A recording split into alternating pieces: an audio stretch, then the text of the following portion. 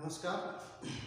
अभी हम जो वॉइस का अगला पार्ट कर रहे हैं, ठीक है, जिसमें ऐसे सेंटेंस जो डबल फैमिली से स्टार्ट होते हैं या फिर एक सेंटेंस के अंदर दो ऑब्जेक्ट आ जाते हैं, तो उस सेंटेंस का हम अध्ययन कर रहे हैं।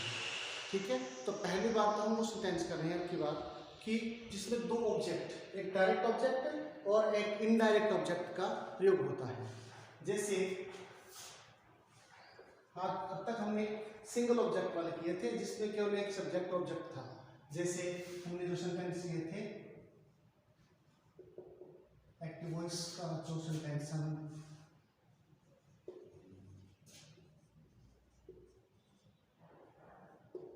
जैसे Ram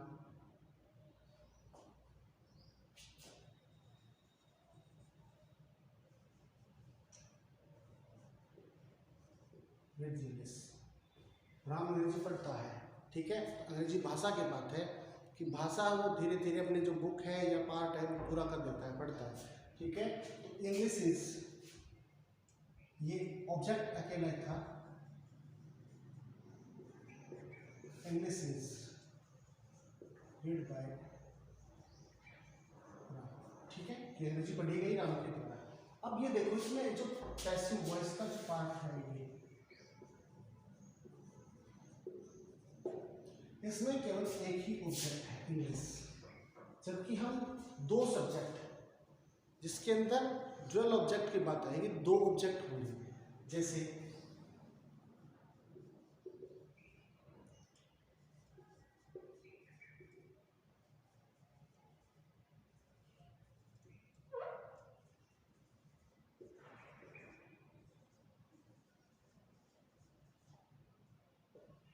he gave me a book, he gave me a book, कि उसने मुझे पुस्तक दी। अब देखिएगा इसमें एक डायरेक्ट ऑब्जेक्ट है और एक इनडायरेक्ट ऑब्जेक्ट है, मी और ए, दोनों ऑब्जेक्ट है इसमें। he gave me a book, ये सब्जेक्ट है इसका और ये वर्ब है। तो फर्स्ट टाइम हम क्या करेंगे कि पहले उस सेंटेंस से वर्ब की पड़ताल करेंगे, वर्ब के बारे में हम सिलेक्शन लेंगे कि कौन से टेंस का है ये।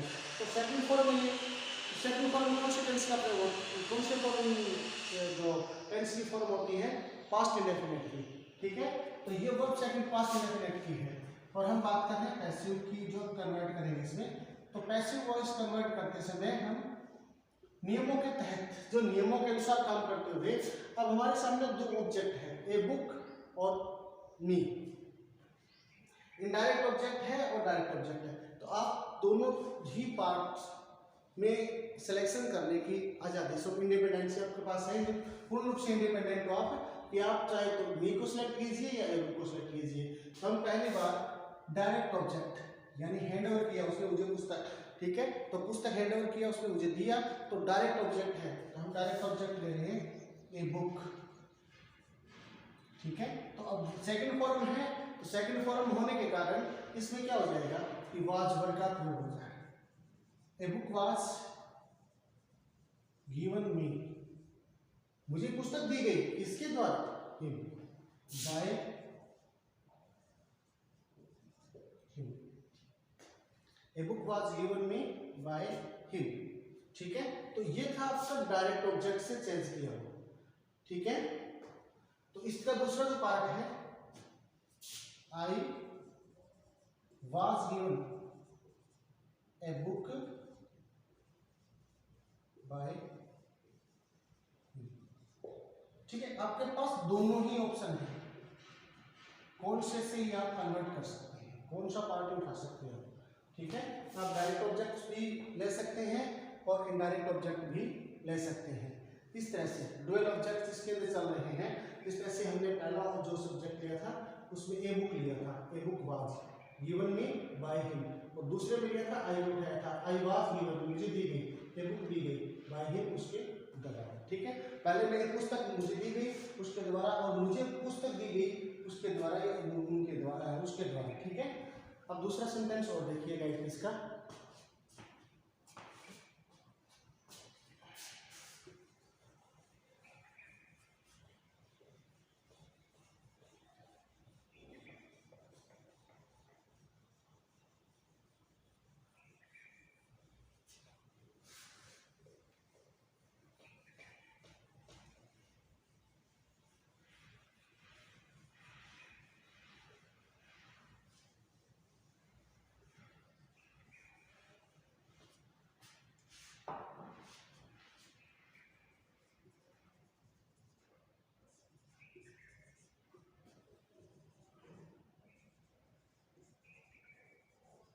Rama told me a story, Rama ने मुझे कहानी बताई। Rama told me a story, Rama ने मुझे एक कहानी बताई। अब बात तो वही है, ठीक है, स्टेटमेंट तो वही है। अब स्टोरी है ये डायरेक्ट है, मी है मुझे इनडायरेक्ट हो गया, और रमा है वो सब्जेक्ट है, और टोल्ड है वो वर्ब है। जो टोल्ड, टेल, टोल्ड, टोल्ड, ये सेकंड फॉर्म आ गया पास्ट इंडेफिनिट का। तो हम डायरेक्ट ऑब्जेक्ट लेंगे एक बार, story was told, story was told me by Rama, ठीक है, story was told me by Rama, या फिर I was told, मुझे बताया गया, I was told बताया गया, मुझे बताया गया, I was told a story by Rama, ठीक है। इस तरह से डुअल ऑब्जेक्ट वाले जो सेंटेंस है इस तरह कन्वर्ट होंगे। इसमें आप पूरी तरह से इंडिपेंडेंट है, किसी तरह का ऑब्जेक्ट उठा सकते हैं आप, इनमें से ये भी ले सकते हैं, ये भी ले सकते हैं, बशर्ते आप जो अकॉर्डिंग टू रूल्स के अनुसार से होना चाहिए। इसलिए टोल्ड के अंदर में वाज वर्ब के साथ थर्ड फॉर्म लगानी थी, ये सबने यूज किया है।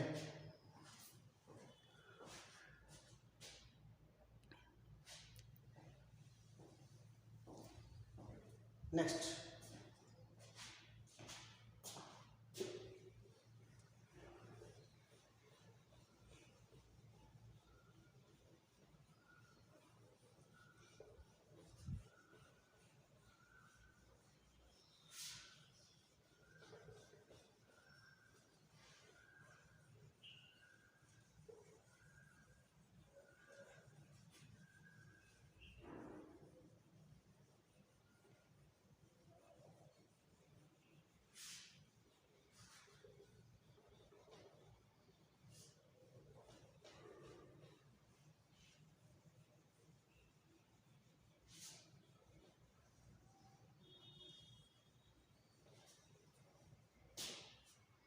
नाउ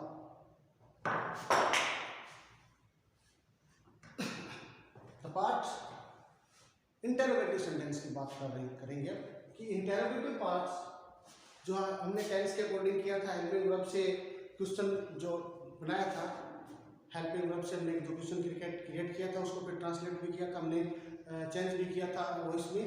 लेकिन एक साइड से क्वेश्चन और बनता है जैसे डब्ल्यू फैमिली से अब क्वेश्चन दो प्रकार के होते हैं, ठीक है, जैसे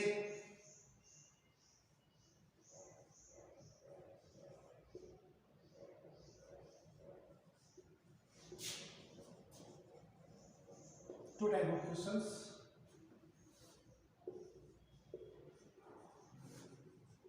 with helping verb or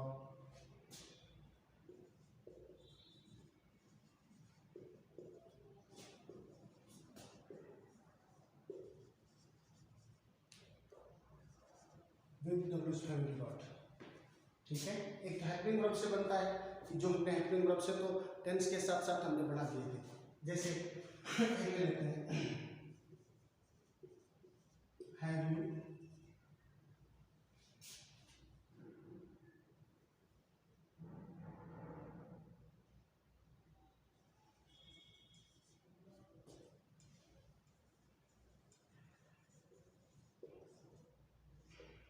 you read Sanskrit, क्या आप संस्कृत पढ़ चुके हो, ठीक है। अब ये सेंटेंस एक्टिव है, ये एक्टिव वॉइस का है, इसमें helping verb with helping verb बनाइए, हैव यू रीड संस्कृत, ठीक है। दूसरा सेंटेंस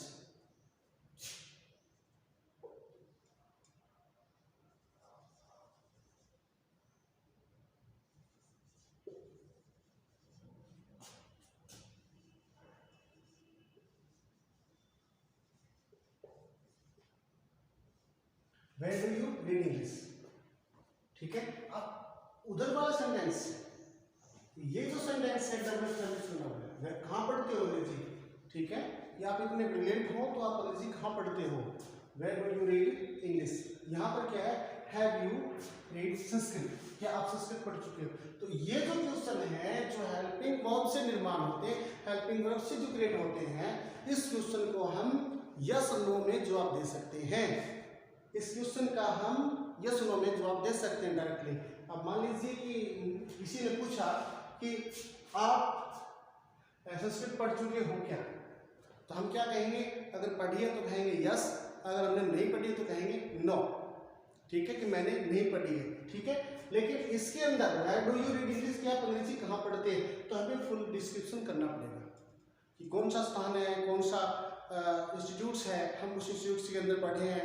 ठीक है, उसके द्वारा हमें इसको पूरा डेफिनेशन करना पड़ेगा। अब इसका जो पैसिव वॉइस है, पैसिव वॉइस जैसे संस्कृत, अभी ध्यान रखें कि सब्जेक्ट ऑब्जेक्ट सब्जेक्ट का स्थान लेगा, लेकिन हेल्पिंग वर्ब है वो हेल्पिंग वर्ब का स्थान लेगी। ठीक है, तो पहले संस्कृत है, हमने यहाँ लिखा संस्कृत। संस्कृत, संस्कृत सिंगुलर है, हमने लिखा हैज संस्कृत। अभी बीन थर्ड फॉर्म में आएंगे तब been, has Sanskrit been read by you. ठीक है, जबकि उसका क्या होगा, उसकी कंडीशन क्या है? अब हैज है वो हैव है वो हैज में कन्वर्ट हो गया। ठीक है, हैव है वो कन्वर्ट हो गया हैज में, क्योंकि यू के अकॉर्डिंग आया था हैव और संस्कृत के अकॉर्डिंग आया था हैज। ठीक है, अब यहां देखिए डब्ल्यूएच फैमिली को थोड़ा सा आप एक बार ना देखें, उस आगे से सेंटेंस को देखिए, डू यू रीड इंग्लिश, क्या आप अंग्रेजी पढ़ते हो, तो बात तो सेम हो गई उसमें। यस नो में जो आप ये भी जा सकता है कि हम कह सकते हैं कि ना, नहीं, नो या फिर यस। ठीक है, जबकि यहां आने के बाद एक अलग मैटर बन जाता है। ठीक है, तो उस मैटर को आप ध्यान रखें, डब्ल्यूएच फैमिली का जो वर्ड है एक्टिव पैसिव हो या ना हो, इसका कोई प्रभाव नहीं पड़ता है। अगर हम एक्टिव पैसिव की बात करें, एक्टिव वॉइस की बात अगर करें, तो डब्ल्यूएच फैमिली का जो वर्ड शुरुआत कर रहा है, तो पैसिव में भी वो, पैसिव वॉइस में भी वो शुरुआत में ही रहेगा। ठीक है, ये इफेक्ट नहीं है, इस पर कोई प्रभाव नहीं है, पैसिव हो या ना हो, डब्ल्यूएच फैमिली का वर्ड अपने स्थान पर मौजूद है। ठीक है, तो वेयर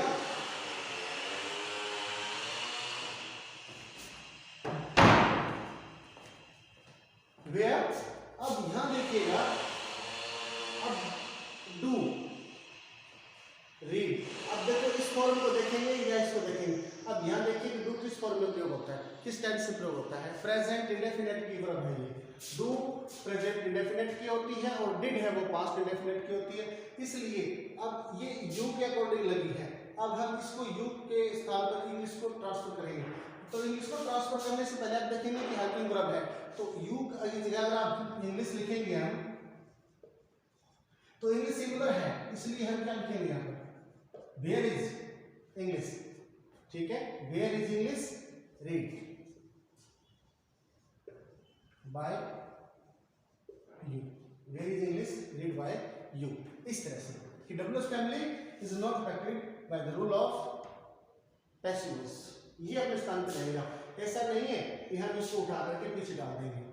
ठीक है, ये अपने मेन स्थान पर रहेगा, जबकि इसमें क्या है, इसमें हेल्पिंग वर्ब अपने स्थान को चेंज कर जाती है। जैसे यहाँ पर है था तो यहाँ पर है, जबकि यहाँ पर वेयर तो वेयर ही आ रहे हैं, अर्थात ये अपना स्थान चेंज नहीं करेगा।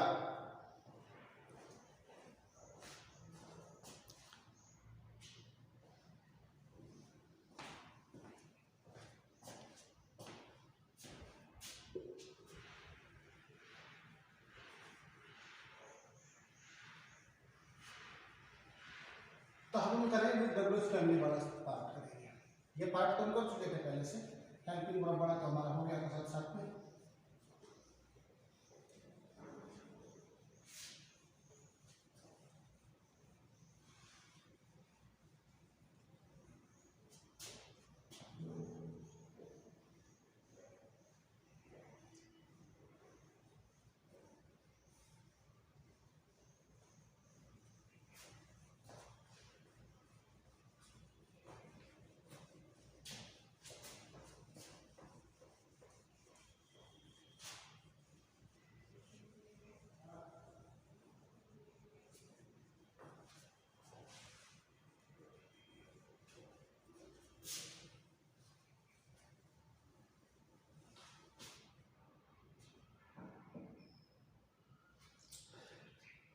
तो डब्ल्यूएच फैमिली का शब्द है जो वाक्य की शुरुआत में ही रहेगा, ठीक है।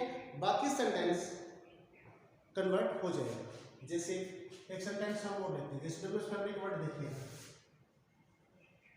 What, where, who, why, when,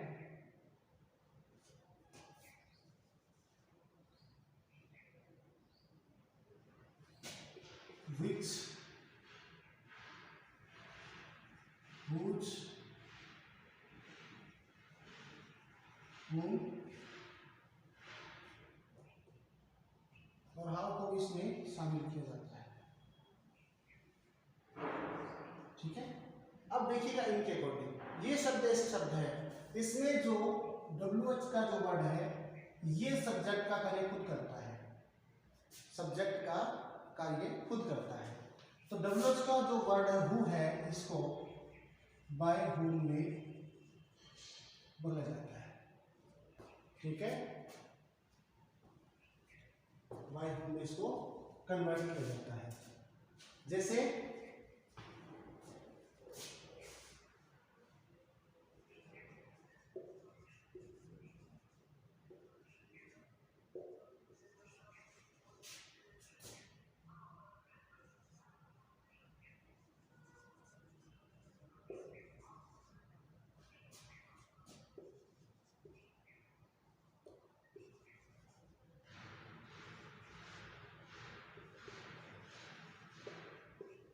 Who broke the window pane? Who broke the window pane? खिड़की का शीशा किसने तोड़ा, ठीक है। Who broke the window pane? खिड़की का शीशा किसने तोड़ा। अब ये देखिएगा सब्जेक्ट है ये किसने, कौन, और ये विंडो पैन खिड़की का शीशा, ये ऑब्जेक्ट है, ब्रोक सेकंड पर्सन, ठीक है। ये सेकंड वर्ब बाय हुआ है, सेकंड वर्ब पास्ट इंडेफिनिट का। तो बाय हुम,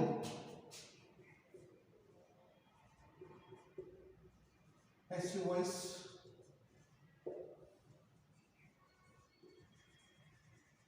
किसके द्वारा, ठीक है, किसके द्वारा, बाय हुम किसके द्वारा, ये बाय हुम में कन्वर्ट हो गया ऐसे, ठीक है। By whom the window pan, special खिड़की का जो इशारा किया है कि मान लीजिए कि स्पेशल द विंडो पैन किसने तोड़ा, ठीक है। डायरेक्ट जो इशारा किया है, डेमोंस्ट्रेट किया है, तो was, by whom was the window pan,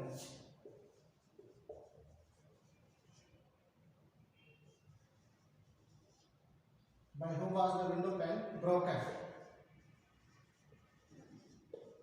ठीक है। इस तरह से by whom was the window pane broken, किसके द्वारा खिड़की का शीशा तोड़ा गया, किसके द्वारा खिड़की का शीशा तोड़ा गया।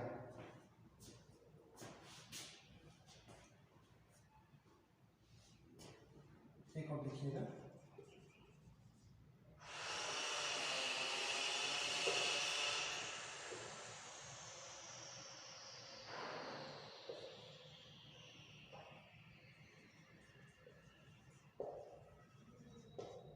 Who called you? आपको किसने बुलाया, सेंटेंस जैसा बन रहा है, Who called you? आपको किसने बुलाया। अब देखिएगा ये, तो यहाँ पर ये सब्जेक्ट का काम कर रहा है, ठीक है। Who है वो सब्जेक्ट का काम कर रहा है, तो इसमें passive voice,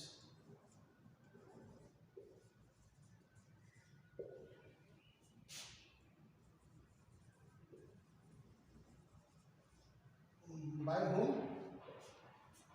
was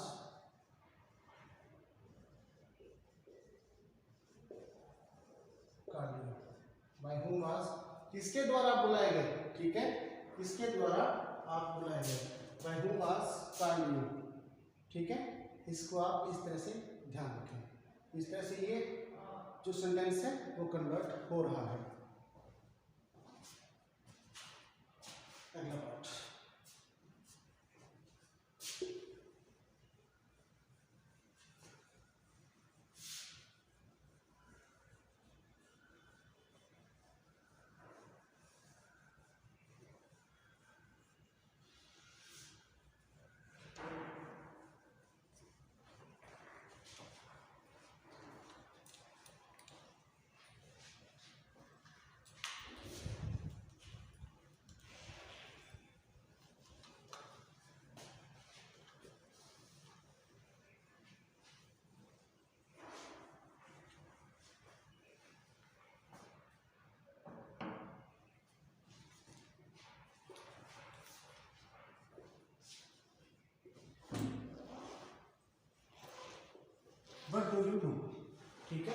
what do you do, क्या करते हो, ठीक है।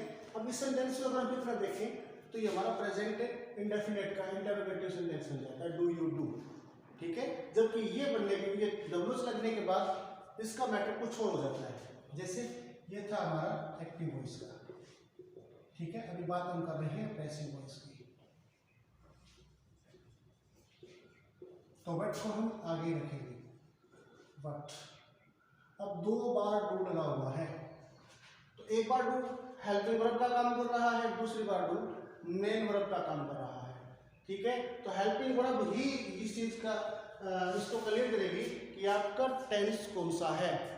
हेल्पिंग वर्ब ही इसको क्लियर करेगी कि आपका टेंस कौन सा है।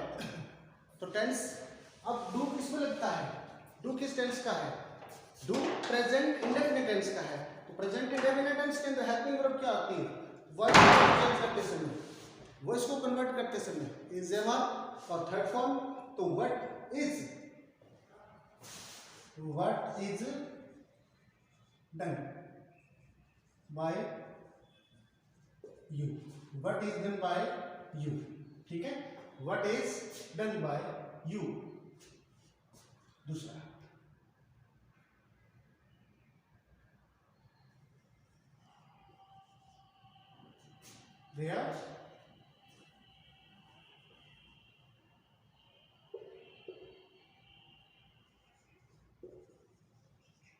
where do you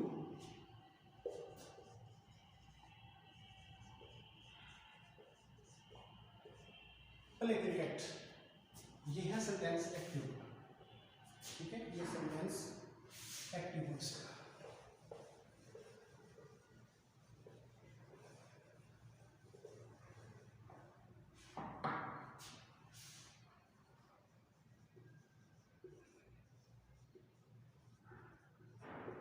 Where do you play cricket?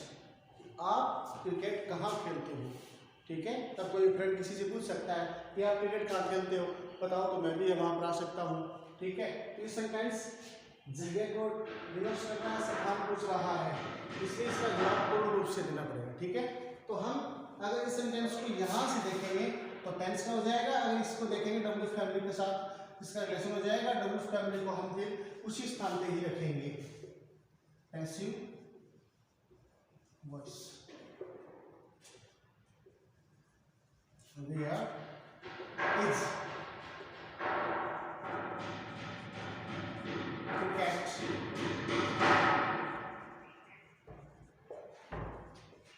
played by you? Where is cricket played by you? ठीक है। अब ये था आपका डब्ल्यू फैमिली से जो क्वेश्चन निर्माण में जो रिलेट हो रहे हैं उनसे, ठीक है। इसमें से डब्ल्यू फैमिली के वर्ड हैं वो बन जाएंगे।